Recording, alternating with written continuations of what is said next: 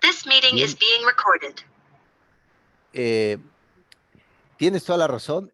Lamentablemente, recuerden que siempre ha sido así, la escuela se maneja como un gran laboratorio de experimento. Recuerden que a partir de los procesos educativos, eh, se va generando como cierto salpica el ámbito político al ámbito educativo, ¿no? Hay mucha, si usted le echan un vistazo a la escuela, las escuelas públicas, hay mucha grilla política adentro, muchísima grilla, inclusive en las escuelas privadas.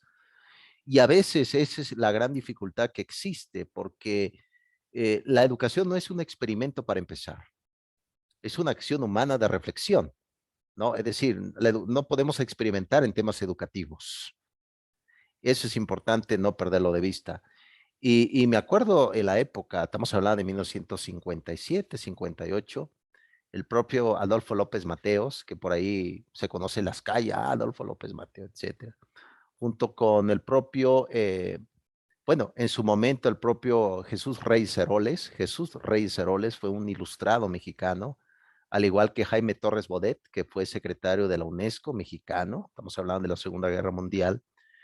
Se empezó a trabajar en la época de Adolfo López Mateos, se publicó más de 3 millones de libros de texto gratuitos. Esto con la idea precisamente de llevar la literatura, el auge y sobre todo el propósito del aprendizaje a todas las regiones.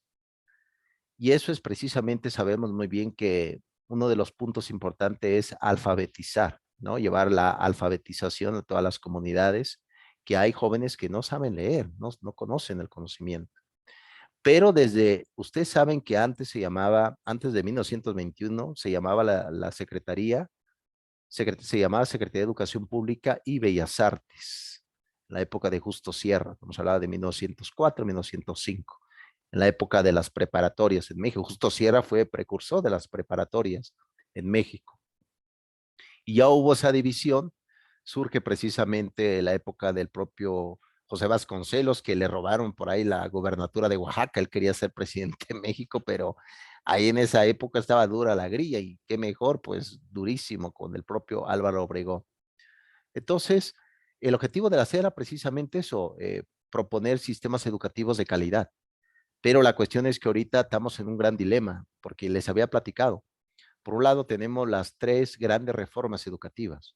1992, en la época del propio Salinas de Gortari, ¿se acuerdan del FOAPROA que pasó en esa época también? Es decir, los ahorros que tenían por ahí desapareció como arte de magia, ¿no? Así como Checo Pérez, ¿no? Ahí en la pista, así desapareció totalmente. Tenemos también, a partir del 2008, también otra reforma educativa, claro, enfocada en la calidad, y la otra del 2013.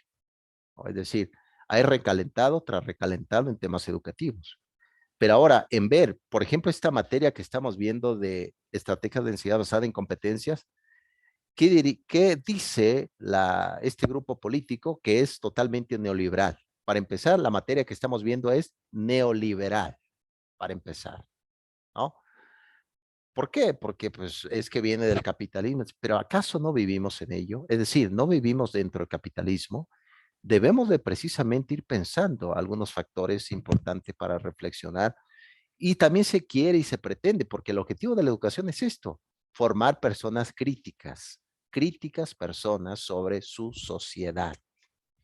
Y cuando uno va al trabajo, ¿no, profesor? Ustedes lo saben, tanto en el ámbito educativo, en el ámbito empresarial, sectorial, ¿estás ahí para qué? Para dar alternativa y para resolver dificultades, ¿no? Como hace un profesor.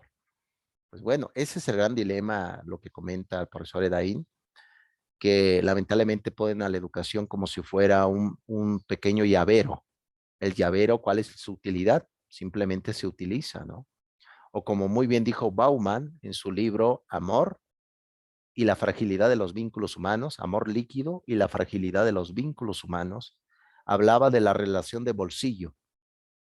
¿Cómo se utiliza un bolsillo, profesoras? Lo utilizas, metes la mano, sacas, no tengo nada, a veces el bolsillo anda afuera del pantalón, etcétera. A veces así se quiere utilizar el proceso educativo. Por lo tanto, es importante no perderlo de vista. La educación no es un laboratorio, no vamos a experimentar, para empezar. Muy bien, Bienvenidas, profesora. Recuerden que les cité un poco a Heidegger en clases pasadas. Repito muchas las cosas porque lo pienso muchas veces. Vamos a la 9ª clase. Por ahí están las actividades, profesora. Recuerden que va a haber semanas que va a haber tareas. Por ahí la profesora Brenda ya lo sabe. Y hay semanas que no va a haber tareas. Ya si alguien me ha dicho, oye, profesor, quiero mucha tarea, con gusto les envío unas 4 tareas semanales para que, por ahí dice, creo que la profesora Brenda que sí, algo así dijo. eh, Les envío igual materias, No, etcétera. profe, ¿no ve que todavía no salgo de del trabajo? Le estoy diciendo que ya estoy más para allá que para acá y me quiere dejar más tareas. No, profe.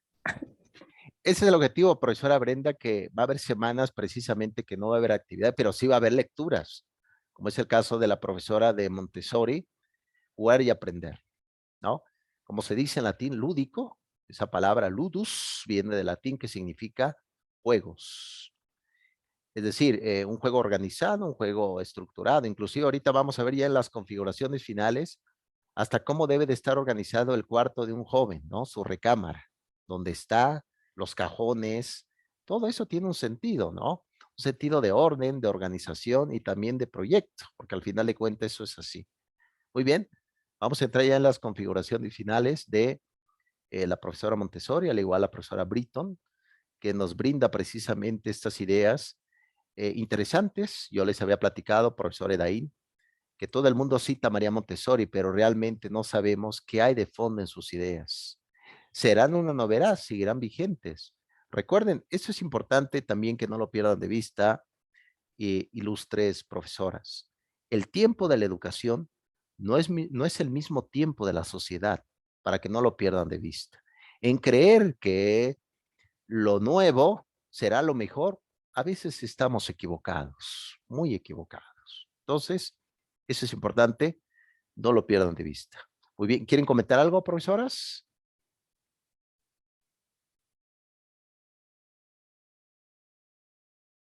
No, no quieren comentar nada. Recuerden que nosotros los filósofos hablamos de la introducción, de la introducción, de la introducción y termina la clase y quedamos en la misma introducción. Entonces, ahí si quieren comentar algo, profesora Brenda, profesora Daín, adelante. Muy bien, aquí vamos a ver algo importante para empezar la argumentación. Eh, Recuerden que Helen Kay, una profesora al igual que el calibre de María Montessori en el siglo XX, publica un libro que se va a llamar El siglo del niño, del siglo XX, el siglo del niño.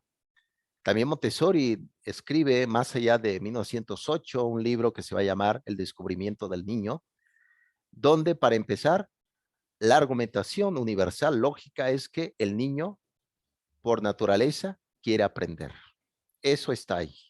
El niño quiere aprender. Eso es lo que se le llama la chispa, la fuerza, la intención y la curiosidad. Recuerden que se ha dicho, hay una corriente actualmente que se le llama filosofía para niños. Hay libros que se han escrito para niños. Uno de ellos está Mateo Lindman. Mateo Lindman es bueno, fue un pensador de Estados Unidos. Él fue el creador de una de las corrientes importantísimas llamada filosofía para niños. Por ahí tiene varios cuentos sobre temas precisamente sobre cómo hacer pensar a los niños desde esas preguntas que siempre hace un niño.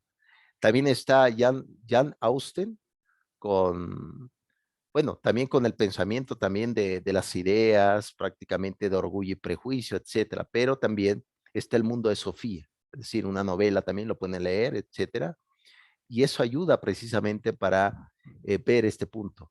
Si alguien argumenta todo lo contrario, pues estamos equivocados. De entrada, el niño por naturaleza quiere aprender. A veces no se da los momentos precisos o a veces no se da la descripción tajante. Hay una historia por ahí que se narra precisamente desde el pensamiento de Freire en su libro el Grito Manso. Freire tiene otro libro que se llama El Grito Manso, donde había un niño en Brasil. ¿Se acuerdan que las chabolas en Brasil abundan ahí? Es decir, es muy contrasta, edificios hermosos y pequeñas casitas de cartón. Había un niño ahí que trabajaba en la basura, como pasa en cualquier país, en México, en diferentes estados, trabajaba en la basura. Y resulta que este niño, bueno, espero no haberle contado ya esa historia, esto repitido nada más, este niño encontró un pequeño libro viejo llamado La Apología Socrática de Sócrates. Esta apología socrática le interesó, pero no sabía leer el niño. Entonces tenía aproximadamente 10 años. Entonces fue y resulta que en la casa donde pasaba a recoger la basura había un profesor ya retirado, era filósofo. Y el niño le preguntó, oiga, profesor, ¿qué es apología? Y él se quedó, pues, esta palabra es griega. Oh, ¿qué significa? ¿Este niño dónde lo aprendió? Significa defensa, le dijo el profesor. ¿Defensa? ¿Defensa de qué? Defensa de la persona. No es posible. Y este profesor le enseñó eh, a leer al niño. Fue creciendo el niño y armó un grupo de lectura, no en una ciudad, no en un lugar distinto, sino donde estaba, en su realidad, en el trabajo de la basura. ¿Qué significa esto? La educación no te cambia en ese momento la vida, te ayuda a cambiarlo pausadamente en ese instante. Para eso ayuda la educación. No pretendamos, es que voy a terminar. No, no, no, no. Por eso es importante y por eso a veces fracasan los modelos de competencias educativas. Modelo chileno, modelo de Finlandia, modelo japonés, modelo de China. ¿Por qué? Porque son otros estados de vida en México, en las periferias de México. ¿Se acuerdan que les platiqué la vez pasada cómo son las casas en México? No hay puertas dentro. Estás tomando clase y alguien está viendo los Simpsons, ¿no? Y te distrae. Mira los Simpsons, te distrae. ¿O qué tal la historia de ese profesor que daba clases curiosamente a personas que trabajaban en la basura, ponía sus mesitas y daba clase, o arriba de su camioneta? Esa es la realidad educativa. Desde ahí se tiene que empezar a pensar el mundo y sobre todo a transformarlo. Recuerden que dijo Feuerbach, un filósofo socialista, él llegó a decir, que lo cita Carlos Marx en El Capital, él dijo que un filósofo, aquí cambio la palabra, un profesor, no solamente debe de interpretar el mundo, sino también lo debe de transformar. Entonces, por eso hablamos de la fuerza creativa. Para empezar, el niño siempre quiere aprender. Eso nunca se les olvide, para empezar. Es que mi hijo no quiere aprender. No, señora, todo lo contrario, quiere aprender. Y mucho. ¿Cómo? Es que anda tocando las cosas, anda agarrando. Quiere aprender. Quiere aprender, ¿no? Eso es lo que nos dice María Montessori. Ustedes me dirán si es verdad o será mentira. O será la bruja del otro día. Bueno, no, es parte precisamente de esto. Muy bien. Prosigo, ilustres profesora. Muy bien. ¿Quieren comentar algo, profesoras? Bien. Recuerden que hubo por ahí un médico ruso ortodoxo del siglo XX.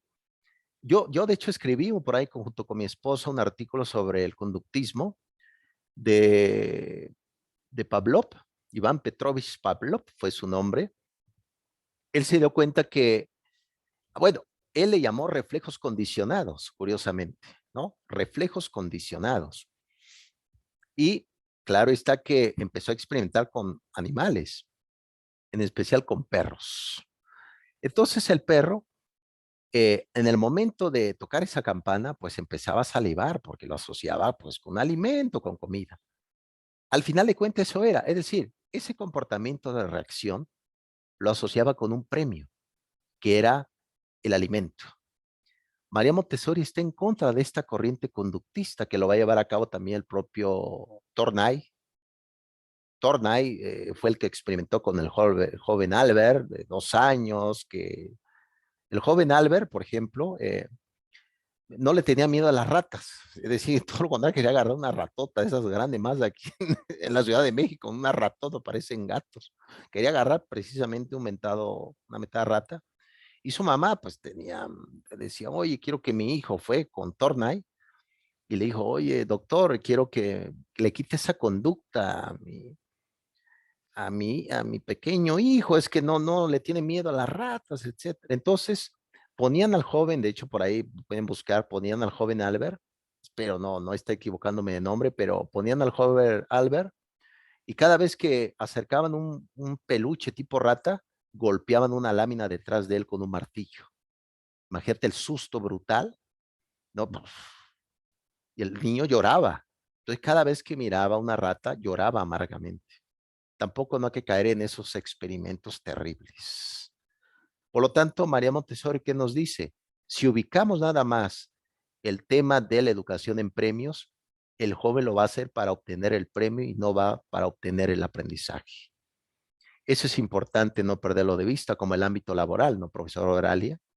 El trabajo no necesariamente lo hacemos por el premio, no somos ricos, no somos hacendados en términos educativos. Lo hacemos ¿por qué? Por una satisfacción del alma. Que diga, oye, profesor Oralia, gracias a usted realicé este conocimiento, de ahí, gracias a usted critiqué al gobierno, perdón, gracias a usted he hecho, ¿no? Profesora Brenda, etcétera, ¿no? Entonces, se trata precisamente de esto, de el concepto del premio. Es lo que dice Montessori. No sé si, yo me imagino que ustedes lo han utilizado, hoy el que, de mi punto de vista como educador y también filósofo, es necesario el premio, sí, pero no siempre. Es decir, va a haber tareas que no necesariamente te van a dar premios, como el trabajo. Yo luego he dialogado con mi esposa, que es terapeuta, y ella me dice, bueno, no necesariamente a alguien que te ayude le vas a dar dinero. Es decir, no siempre cualquier trabajo que se haga va a haber un concepto de dinero o de un premio. Entonces, quédense con esto. El concepto de precisamente el premio. Hay una actividad didáctica que ahorita lo vamos bueno, se los voy a decir una vez, que se llama el método del silencio. Así se le llama la actividad didáctica. Lo pueden ustedes trabajar en el aula por 10 minutos, que todos estén en silencio y se comuniquen a través de la escritura. Eso lo pueden utilizar, eso ayuda mucho el concepto del silencio. Recuerden que todo el mundo habla y pocos escuchamos, ¿no? Pocos observamos ese simbolismo dentro del aula de clase, lo pueden utilizar lo que se llama el método del silencio o el proceso del silencio. Lo pueden utilizar en el ámbito educativo, 10 minutos, hasta 5 minutos, que nadie hable, que todos estén callados, se comuniquen a través de la palabra escrita. Entonces, eso puede ayudar a ese punto. Profesora Brenda, ¿quieres comentar algo sobre este punto? No, solamente que, bueno, yo me imaginaba cuando leía a María Montessori que yo sí considero que a lo mejor sí pudiera ayudar a que los niños desarrollen competencias, porque por lo que decía ahí en el libro es como ponerles la situación ya como si fuera un adulto. O sea, ya que ellos aprendan, perdón, bueno, yo he visto varios videos así de maestras que ponen en práctica esto de María Montessori o incluso mamás. Ahorita en el TikTok como que está muy de moda, ¿no? Estar viendo ahí. Y, y, por ejemplo, hay una señora que creo que le compró a su hija, es como un lavabo de los que tenemos en la cocina, pero así chiquito. Y entonces en la parte de abajo se pone una jarra por donde con una manguera va subiendo el agua para que caiga al momento de que tiene que lavar o algo así. Entonces ella decía que ahí le enseñaba a su hija a que tiene que lavarse las manos, a que tiene que lavar sus vegetales o los alimentos que va a consumir. Y le compró su mandil y todo. Entonces yo me quedé pensando y dije, bueno, ¿cómo? Eso ya es algo que pues los adultos al final de cuentas pues ya saben que tienen que hacer, ¿no? Porque si no nos podemos enfermar.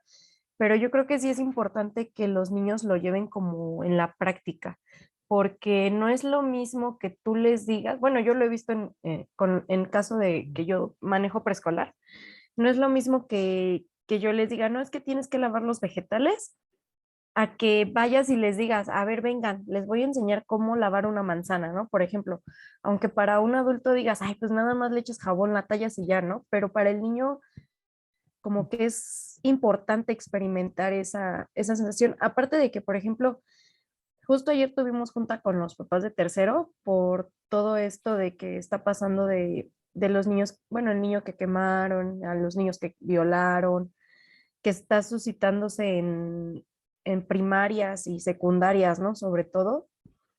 Afortunadamente en preescolar, creo que de este lado de la Ciudad de México y del Estado de México, todavía los maestros somos como muy muy protectores de la infancia, ¿no? O sea, todavía que si un niño le hace algo al otro, pues ahí vamos y los vemos. Pero acá en el caso de las primarias ya es muy diferente, o sea, los maestros tienen 35, 40 alumnos y, por ejemplo, yo tengo una niña de primaria que incluso, por ejemplo, si llega a tener mal una palabra, se la pone como bien. Entonces yo me pongo de los dos lados, ¿no? Me pongo del lado de la niña, de que yo le estoy diciendo, no, es que así no se escribe, pero el maestro se la pone bien. Entonces es una confusión para ella porque dice, tú me dices que está mal, pero él me la pone bien. Pero también me pongo del lado del maestro en donde sé que tiene demasiados alumnos y que lo único que quieres es, pues ya rápido lo que sigue, ¿no? Entonces, pues ahorita en preescolar lo que se nos está como exigiendo mucho, que yo estoy ahorita en el área de preescolar, es que pues seamos como maestras que les ayuden a los niños, justo lo que decía también en la lectura, pero yo estoy ahorita con la otra lectura, la que se entrega para el lunes, Sí. que tenemos que crear alumnos autónomos, independientes, críticos, analíticos, reflexivos. Y muchas veces era lo que le decíamos ayer a los papás, muchas veces nosotros como maestros nos esforzamos y les damos como muchas herramientas y no, no hagas esto y así, pero en la casa como que se pierde, o sea, los dejan hacer lo que quieren. Ahorita, por ejemplo, yo le decía incluso en una clase de tecnología del bimestre pasado, yo no Sí. estoy en contra de que la usen, o sea, al contrario, ¿no? Qué mejor que sepan para qué sirve, cómo se usa, claro, con sus limitantes, ¿no? O sea, no te puedes meter a esta página porque esta página no es para niños, o sea, explicarles el por qué. Sin embargo, ahorita creo que ya con la tecnología los padres están optando por, te compro un teléfono, pero ya, déjame trabajar, ¿no? O sea, y era lo que les decíamos, tienen que estar pendientes de lo que ven sus hijos, porque pues muchas veces los niños, como decíamos, ya están normalizando, ¿no? Ahorita ya normalizan el hecho de la muerte. Por ejemplo, a mis alumnos les gusta mucho jugar esto de jugaremos Muévete Luz Verde del juego del calamar. O sea, es una serie que yo ya la vi. Y a mí en lo personal, digo, no tendría por qué verla el alumno, porque al final de cuentas, en el caso de preescolar, ellos todavía no saben lo que es real, lo que es fantasía y lo que nada más es cosa de que los artistas pues están haciendo su trabajo y fingiendo, ¿no? Una muerte. Ellos piensan que es real y que la muñeca sí va a disparar con los ojos y entonces, justo ayer una mamá nos decía, porque están viendo lo de la clausura las mamás, en este Sí. caso nosotras nada más estamos viendo como lo del salón y ellas ya se están encargando así como de qué color el vestido y que no sé qué. Y ayer nos decía una mamá que un niño le dijo a su niño que la iglesia era mala, que porque ahí estaba el diablo. Entonces la mamá pues se quejó obviamente y nos dijo que su niño pues no quiere ir a la iglesia a dar gracias a Dios porque terminó este ciclo, porque dice que se va a encontrar al diablo, ¿no? Entonces, En la 4T, profesora Brenda, la ay 4T, no, las eh, mañaneras, ahí sí está se me hace que es lo que ven porque dice la señora que le dijo a un niño, pero no sabemos ni siquiera qué niño le haya dicho eso y si lo dijo un niño, pues de dónde lo aprendió, ¿no? totalmente. Entonces, pues les decíamos eso a los papás, pero realmente yo pienso que, híjole, pues es que no sé, yo pienso que como maestros ya estamos adoptando diferentes roles, o sea, no solo somos maestros, porque siendo sincero, por ejemplo, yo que estoy en el área de preescolar, pero también estoy en el área como de estancia o de, sí, de los niños más chiquitos, de los Sí. maternalitos, la hacemos de mamá, la hacemos de doctora, la hacemos de psicóloga, la hacemos de maestra, la hacemos de terapeuta. O sea, realmente ya estamos adoptando muchos papeles que al final de cuentas anteriormente pues no les correspondía a los maestros. Y una mamá, por ejemplo, ayer nos decía que su papá le decía, no, es que ahora los niños no respetan a los maestros. No sé qué habrá cambiado en la señora, porque esa señora al principio del ciclo escolar sí estaba como muy renuente con la escuela y era así como de, no, ustedes tienen que, son las responsables y así, ¿no? Nos echó el verbo. Y ahorita como que su cambio o su mentalidad fue otra porque dijo, no, maestra, ustedes lo que necesiten, nosotros estamos para apoyarlas. Entonces uno se queda así como de, sí, Totalmente. señora, ¿no? Y sobre Pero todo, pero No, ella, por ejemplo, nos decía que su papá le dijo, no, es que los maestros no, ya no son como antes. Y nos dijo la señora, dice, yo estoy de acuerdo, si le tienen que pegar a mi hijo, péguenle, maestra, yo les doy permiso. Y uno se queda así como, o sea, no, señora, la cuestión es límites, no es cuestión de que usted se lo traiga, porque un día nos dijo así, que si el niño no quería aprender, pues ni modo, que si, perdón por la palabra, pero así nos lo dijo, que si a chingadazo se lo tenía que traer, a chingadazo se lo iba a traer. Entonces, pues dices, ¿cómo? O sea, no, no entiendo a los papás, pero en fin. totalmente, profesora Brenda, lo comentas bien. Yo creo que, como les había comentado, que hay que también describir correctamente cuál es el papel de la escuela en este siglo XXI, cuál es el papel de la familia, el papel de un docente. Un docente también tiene limitaciones. Recuerden que les comenté sobre el amor ágape, es decir, el docente no genera ningún vínculo emocional con los niños, con los jóvenes, con los adultos. ¿Por qué? Porque hay también riesgos. Por ejemplo, el caso comenta la profesora Brenda, ahí estaba yo leyendo la noticia temprano, en Tlalnepantla ya procesaron a este hombre, a este profesor de música, que hubo por ahí tocamientos con los niños, ya está en prisión, está en Barrientos, ¿no? Supuestamente para que vuelva a la sociedad, pero regresan con más vicio, ¿no? ¿No? Entonces, es lo que está pasando en la realidad de ese punto. Entonces, lo comentan bien sobre este punto de que para empezar hay que cuidar la infancia, hay que cuidar la inocencia de los niños, también la inocencia de un estudiante, porque el profesor tiene mucha responsabilidad. Vean, tienes a los alumnos acompañándolos, tienes poder sobre ellos, poder, entre comillas, pero hay que organizar bien ese tipo de poder, ¿no? Entonces, pero también no hay que fantasear tanto. Hay gente que vive en la fantasía. La fantasía es buena, pero caer ya en tipo de magias, de... La realidad, ¿qué? La realidad es difícil. La realidad es un problema. Por eso se debe de aprender esta materia de competencias. ¿Qué habilidades requiero para la vida? ¿Qué habilidades existe actualmente? Una de las primeras habilidades que se tiene que trabajar a través de dinámicas de grupos en el aula es trabajar con el otro, trabajar en equipos. Ese sin duda. Ah, es que me cae mal la profesora Oralia, me cae muy mal. Tengo que trabajar con ella para llevar a cabo mi planeación, ¿no? Es que la profesora de ahí, tengo que trabajar con ella para llevar a cabo, porque si empiezo a exiliarme, voy a terminar como sin trabajo, sin chamba, ¿no? Recuerden, lo que debemos trabajar mucho en los niños es que convivan con los demás. Ese es el gran declive del aislamiento, porque nos falta eso, que convivan con los demás. En el trabajo se necesita estar con los otros. Que vamos a la reunión docente, híjole, no quiero ir, pues tengo que ir, convivir con los demás. Esa es una de las primeras. Lo comenta bien profesora Brenda. Va a venir el libro, lo vamos a revisar ya la siguiente clase, que se llama las inteligencias múltiples, de la teoría a la práctica. Creo que por ahí estás revisando ese libro, espero no equivocarme. Y ahí vamos a ver qué significa ser inteligente, ¿no? Es decir, y ahí viene un aspecto un poco más abierto y demás. Muy bien, excelente, apostillado, profesora Brenda, con los niños, que el chamuco se encuentre en la iglesia, pues me parece que no. El chamuco me parece que está por ahí en el Palacio Nacional, no lo sé, yo nomás estoy diciendo, a profesora, que espero que no se vayan. Algunos son aquí partidarios de la 4T, una disculpa, me disculpo. Bien, aquí precisamente viene la tercera tesis. ¿Qué hay en la vida familiar? ¿Qué hay? Observen, pagar renta, pueden hacer una actividad en el aula de clases con roles de la familia, así se llama, roles de la familia en el aula. Bien, quién son los papás, quiénes son los hijos. ¿Qué actividad van a hacer? El ahorro, pagar luz, pagar agua, pagar servicio, ir a comprar la despensa. ¿Qué más? Hay roles, hay actividades en la casa. Cuando hablamos precisamente de en la vida familiar, el niño aprende a lavarse las manos, aprende a ir al baño, aprende a decir gracias. Todo eso son competencias de vida.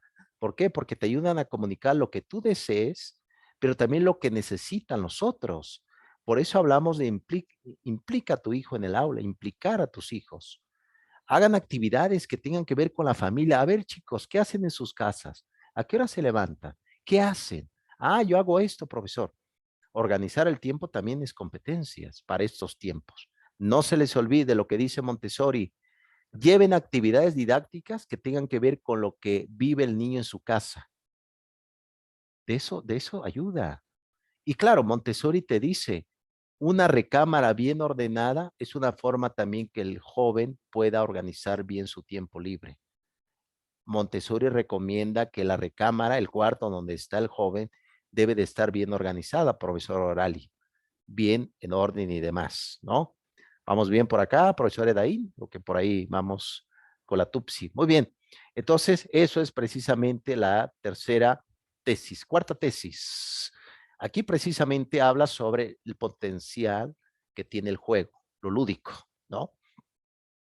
Aquí el juego hay roles, hay turnos, hay tiempos. ¿A poco no? Parece que la vida como que fuera también un juego, ¿no lo creen?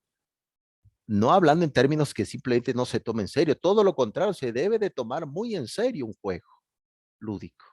Pero ahorita lo vamos a ver regresando sobre ese punto de el juego, profesores ilustres.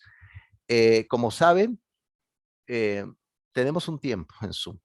Sí, usted mira, oye, profesor, lo odio, hay un tiempo, ¿qué le pasa? Es marxista, qué demonio.